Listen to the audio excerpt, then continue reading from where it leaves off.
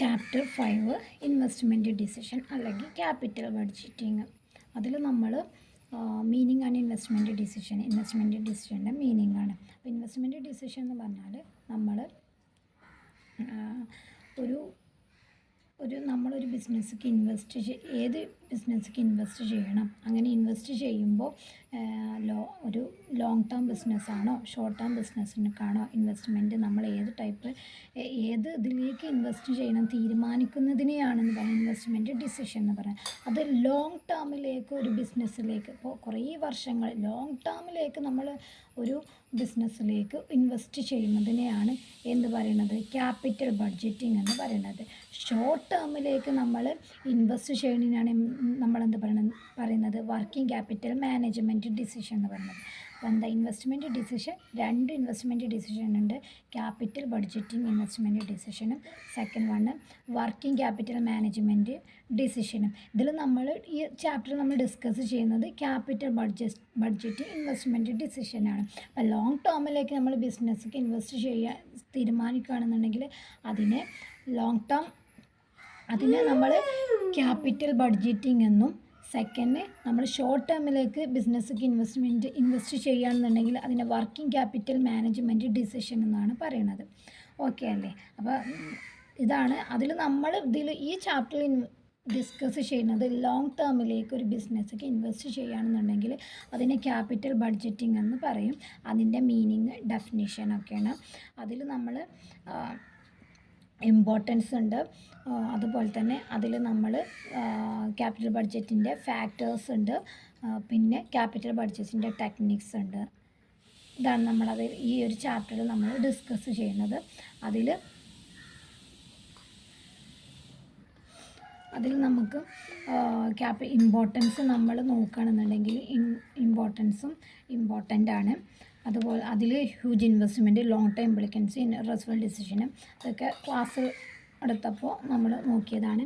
Next capital ബഡ്ജറ്റിൻ്റെ process സ്റ്റെപ്പാണ്ട് 6 പീസാണ് ഈ capital ബഡ്ജറ്റിൻ്റെ സ്റ്റെപ്പിനെ പറയണത്. അതിൽ project generation, second project screening, third one project evaluation, fourth project selection, fifth project execution, sixth performance reviews.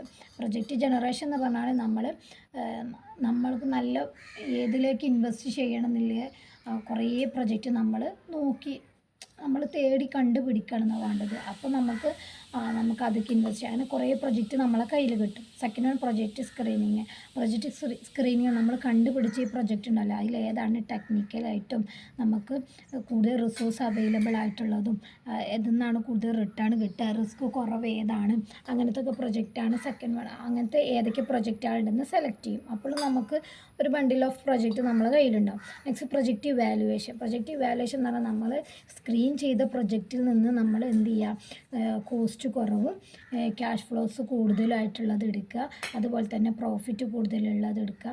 അങ്ങനെ ഉള്ള പ്രൊജക്റ്റുകൾ ഏതൊക്കെയാണ് നമ്മൾ നോക്കുക. നെക്സ്റ്റ് പ്രൊജക്റ്റ് സെലക്ഷൻ എന്ന് പറഞ്ഞാൽ നമ്മൾ പ്രൊജക്റ്റ് ഏതൊക്കെയാണ് ഇൻവെസ്റ്റ് ചെയ്യുന്നത് അങ്ങനെ ഒരു പ്രൊജക്റ്റ് സെലക്ട് ചെയ്യുക. Next project execution and implementation എന്ത് ചെയ്യുക, നമ്മൾ ഏതൊക്കെയാണ് ഇൻവെസ്റ്റ് ചെയ്യുന്നത് അതൊക്കെ നമ്മൾ ഫണ്ട് പ്രൊവൈഡ് ചെയ്യുക, ഫണ്ട് ലോങ് ടേമിലേക്ക് ഇൻവെസ്റ്റ് ചെയ്യുക. നെക്സ്റ്റ് പെർഫോമൻസ് റിവ്യൂ, ഇടയ്ക്കിടയ്ക്ക് നമ്മൾ ഇൻവെസ്റ്റ് ചെയ്ത പ്രൊജക്റ്റ് നമ്മൾ ഇടയ്ക്കിടയ്ക്ക് നമ്മൾ അതിനെ റിവ്യൂ ചെയ്തുകൊണ്ടിരിക്കുക. അതാണ് പെർഫോമൻസ് റിവ്യൂസ് എന്ന് പറയുന്നത്. നെക്സ്റ്റ് ഏറ്റവും ഇമ്പോർട്ടൻസ് ആണ് എസ്സേ വരുന്ന ചാൻസ് ഉള്ളതാണ് techniques of capital budgeting. Techniques of capital budgeting എന്ന് പറയുന്നത് നമ്മൾ ഒരു ഇൻവെസ്റ്റ്മെൻറ്റിലേക്ക് ഇൻവെസ്റ്റ് ചെയ്യണമെന്നുണ്ടെങ്കിൽ നമുക്ക് ഏറ്റവും കൂടുതൽ പ്രോഫിറ്റ് കിട്ടുന്ന പ്രൊജക്റ്റ് ഏതാണ്, അതൊക്കെ നമുക്ക് കുറച്ച് പ്രൊജക്റ്റ് കിട്ടി, ആ പ്രൊജക്റ്റ് കിട്ടിയിട്ട് നമ്മൾക്ക് അതിലേത് പ്രൊജക്റ്റ് സെലക്ട് ചെയ്യണം അതൊക്കെ തീരുമാനിക്കുന്നതാണ് techniques of capital budgeting. More profitable ആയിട്ടുള്ള പ്രൊജക്റ്റ് ഏതാണ് കണ്ടുപിടിക്കാനും കൂടുതൽ റിട്ടേൺ കിട്ടുന്ന പ്രൊജക്റ്റ് ഏതാണ് കണ്ടുപിടിക്കാനൊക്കെയാണ് നമ്മൾ എന്ത് ചെയ്യുന്നത്, ടെക്നിക്സ് ഓഫ് ക്യാപിറ്റൽ ബഡ്ജറ്റിങ്ങിൻ്റെ ടെക്നിക്സ് 2 എണ്ണമാണുള്ളത്. ഫസ്റ്റ് വൺ ട്രഡീഷണൽ ടെക്നിക്സും സെക്കൻഡ് വൺ മോഡേൺ ടെക്നിക്സും. ട്രഡീഷണൽ ടെക്നിക്സിനെ non discounted cash flow techniques എന്നും മോഡേൺ ടെക്നിക്സിനെ ഡിസ്കൗണ്ടഡ് ക്യാഷ് ഫ്ലോ ടെക്നിക്സ് എന്ന് പറയുന്നുണ്ട്. അതിൽ traditional techniques first one pay back മെത്തേഡും second one post pay back profitability മെത്തേഡും third one average rate of return. ഇത് നമുക്ക് ഡിസ്കസ് ചെയ്യണം. Next discounted cash flow techniques. Discounted cash flow techniques എന്ന് പറയുന്നത് അതും 5 first one discounted pay back period മെത്തേഡും, second one net present value മെത്തേഡും, third one profitability index മെത്തേഡും, fourth one internal rate of റിട്ടേണും, fifth one modified internal rate of റിട്ടേണും. അപ്പോൾ നമ്മൾ പറഞ്ഞു എന്തുകൊണ്ടാണ് non discount cash flow techniques എന്ന് പറയുന്നത്.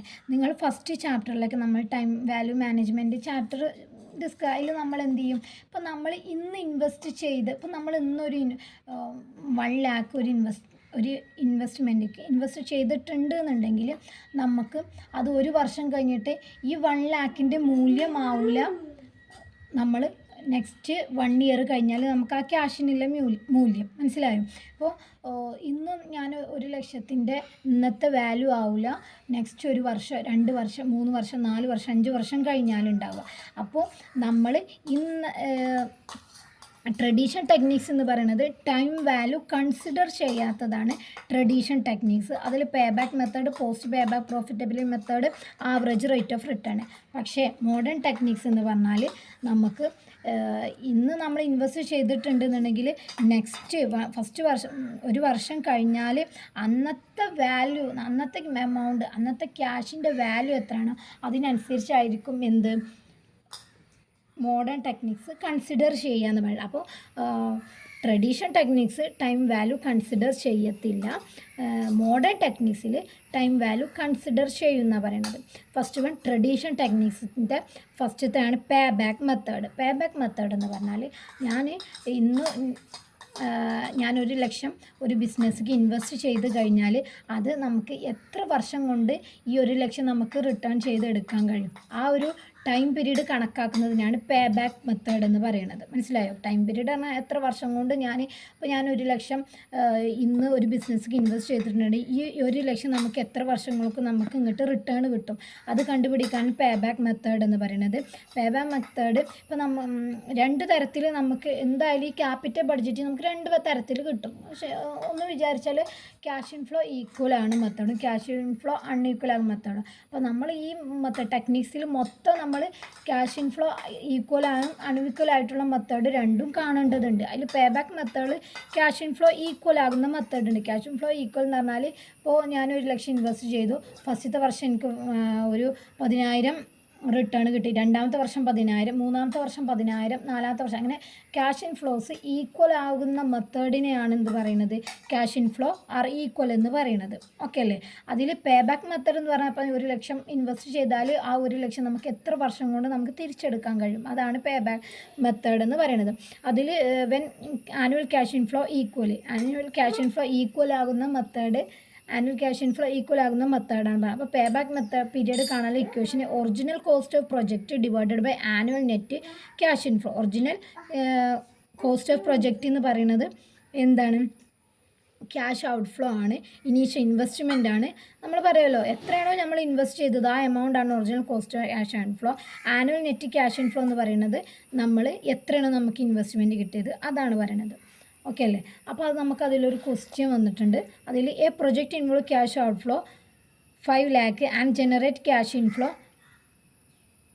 1 lakh annual for 7 years calculate pay back method. എന്താ പറയുന്നത്, നമ്മൾ 5 ലക്ഷം എന്ത് ചെയ്തു, ഒരു ബിസിനസ്സിക്ക് ഇൻവെസ്റ്റ് ചെയ്തു, അതിൽ നമുക്ക് 1 lakh ആനുവലി വർഷം 1 lakh ഇങ്ങനെ കിട്ടിക്കൊണ്ടിരിക്കുന്നത്. അങ്ങനെയാണ് ക്യാഷ് പേ ബാക്ക് പീരീഡ് എത്ര. ഈ ബിസിനസ്സിൻ്റെ ലൈഫ് എന്ന് പറയുന്നത് 7 വർഷമാണ് ഈ ബിസിനസ് നടന്നത്. അപ്പോൾ പേ ബാക്ക് മെത്തേഡ് കാണാൻ cash outflow divided by annual cash inflow എന്ന് പറയുന്നത്. അപ്പോൾ ക്യാഷ് ഔട്ട്ഫ്ലോ 5 ലക്ഷമാണ്, ഒരു വർഷം നമുക്ക് കിട്ടുന്നത് എത്ര 1 lakh ആണ്, ഇസ് ഈക്വൽ ടു 5 years. ഇതാണ് ആനുവൽ ക്യാഷ് ഇൻഫ്ലോ കാണാനുള്ള ഇക്വേഷൻ എന്ന് പറയുന്നത്, ക്വസ്റ്റ്യൻ എന്ന് പറഞ്ഞാൽ. അപ്പോൾ the whole cost of original investment 5 lakh recover the 5 years. 5 വർഷം കൊണ്ട് നമുക്ക് 5 ലക്ഷം 5 വർഷം കൊണ്ട് നമുക്ക് എത്ര ഈ 5 ലക്ഷം നമുക്ക് റിട്ടേൺ തിരിച്ചെടുക്കാൻ കഴിയും എന്നാണ് പറയുന്നത്. ഓക്കെ അല്ലേ?